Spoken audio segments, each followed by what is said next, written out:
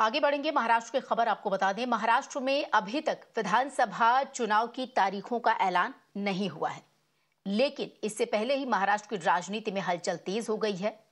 कारण है कि जो महाराष्ट्र के मुख्यमंत्री हैं एकनाथ शिंदे, उन्होंने विधानसभा चुनाव की तारीख का एक हिंट मात्र दे दिया। शिंदे ने सत्तारूढ़ महायुति गठबंधन के सीट बंटवारे पर अपना रुख साफ किया।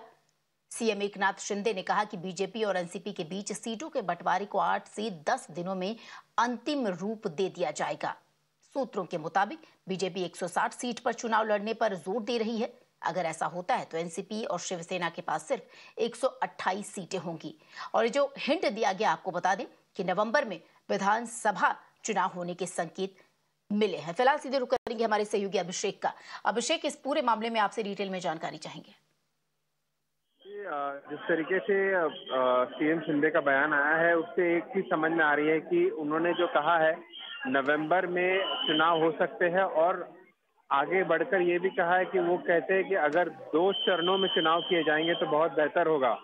एक बड़ा संकेत देते हुए, और कहीं ना कहीं अक्टूबर में आचार संहिता का ऐलान किया जाएगा और नवंबर में चुनाव कराए जाएंगे, ऐसा उन्होंने कहा है। और इसको लेकर के महाराष्ट्र की राजनीति गरमाई हुई है। कहीं ना कहीं जो विपक्ष आरोप लगा रहा था कि जब जम्मू कश्मीर और हरियाणा के चुनाव अनाउंस किए गए तब क्यों नहीं महाराष्ट्र के चुनाव जो हर साल की तरह क्यों नहीं साथ में अनाउंस किए गए। 1 नेशन 1 इलेक्शन की जो बात की जा रही है प्रधानमंत्री द्वारा, उसको क्यों नहीं अमल किया जा रहा, अगर इस चुनाव में क्यों नहीं बताया जा रहा है। साथ ही साथ सीटों को बंटवारे को लेकर के भी उन्होंने कमेंट किया है। उन्होंने ये स्टेटमेंट दिया है कि अगले 8 से 10 दिन के भीतर महायुति के अंदर सभी सीटों पर बंटवारा कर लिया जाएगा और एक सामंजस्य बनाया जा रहा है। और आखिर में उन्होंने ये भी कहा कि जो विपक्ष लगातार आरोप लगा रहा है कि जो स्कीम्स लाई जा रही है महाराष्ट्र में, फ्लैगशिप स्कीम्स है, उसके ऊपर खर्चा ज्यादा हो रहा है, उसको लेकर के सरकार की तिजोरी पर भार पड़ रहा है। लेकिन उन्होंने ये भी कहा कि कोई एडिशनल भार नहीं है और हम आराम से फाइनेंस मैनेज कर पा रहे हैं। तो हालांकि उत्सुकता यही है कि कब आचार संहिता लगे और चुनाव का अनाउंसमेंट हो। जी श्वेता। बिल्कुल अभिषेक, आपका बहुत बहुत शुक्रिया इन तमाम जानकारी के लिए। महाराष्ट्र से सीधे आपको हरियाणा लिए चलते हैं। हरियाणा में विधानसभा चुनाव को लेकर सिर्फ 2 हफ्ते का समय बचा हुआ है, लेकिन इससे पहले ही हरियाणा बीजेपी की अंदरूनी कलह जो है वो सबके सामने है। केंद्रीय मंत्री और गुड़गांव के सांसद राव इंद्रजीत सिंह के बाद अब हरियाणा के जो पूर्व गृह मंत्री के पद पर रह चुके अनिल विज, उनके द्वारा एक बड़ी बात यहां पर कही गई। अनिल विज ने मुख्यमंत्री पद के लिए अपनी दावेदारी पेश की।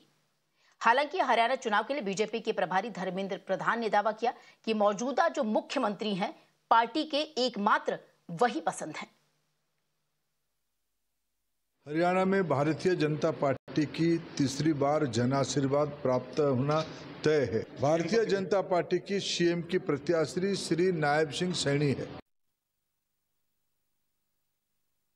मैंने आज तक अपनी पार्टी से कभी कुछ नहीं मांगा है, परंतु इस बार सारे हरियाणा प्रदेश की जनता के कहने पर मुझे बहुत लोग आकर मिल रहे हैं और अम्बाला छावनी की जनता के कहने पर इस बार मैं अपनी वरिष्ठता के दम पर मैं मुख्यमंत्री पद का दावा करूंगा। बनाना या ना बनाना ये हाईकमांड का काम है, लेकिन अगर मुझे बनाते हैं मैं हरियाणा की तकदीर बदल दूंगा, मैं हरियाणा की तस्वीर बदल दूंगा।